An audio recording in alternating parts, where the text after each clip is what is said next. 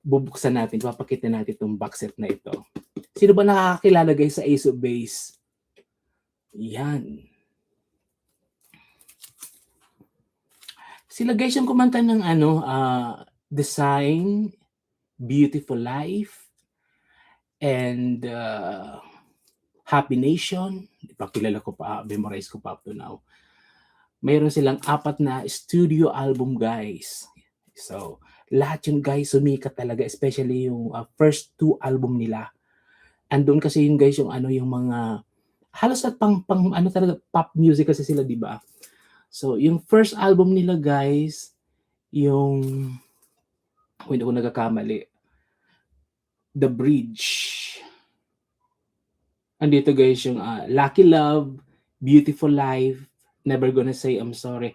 Pero guys, yung pinaka-favorite kong album dito guys, yung itong Flower. Kasi magkaiba yung, bakit ganito ang, teka, ito guys.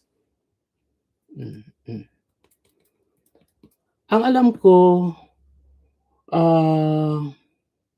Cruel Summer, yung album ng title album niyan.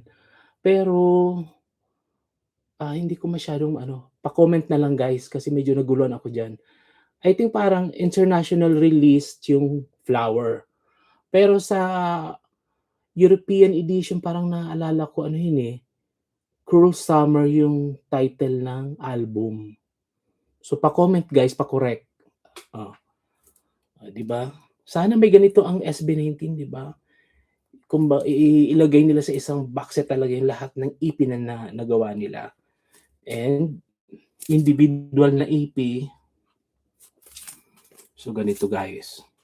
Ayan.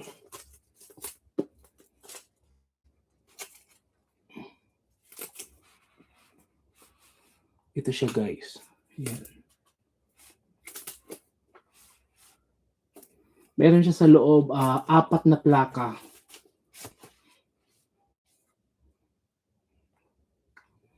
Tabi muna natin.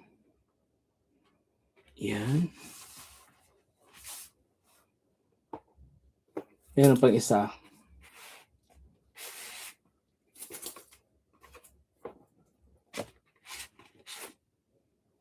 Di ba nakakatuwa ang mga ganito? Slipcase.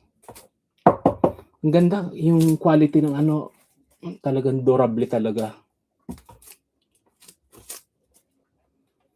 So, hi guys sa mga naka-tune in ngayon. Ang ganda ng ating topic. Alam niyo guys, parati akong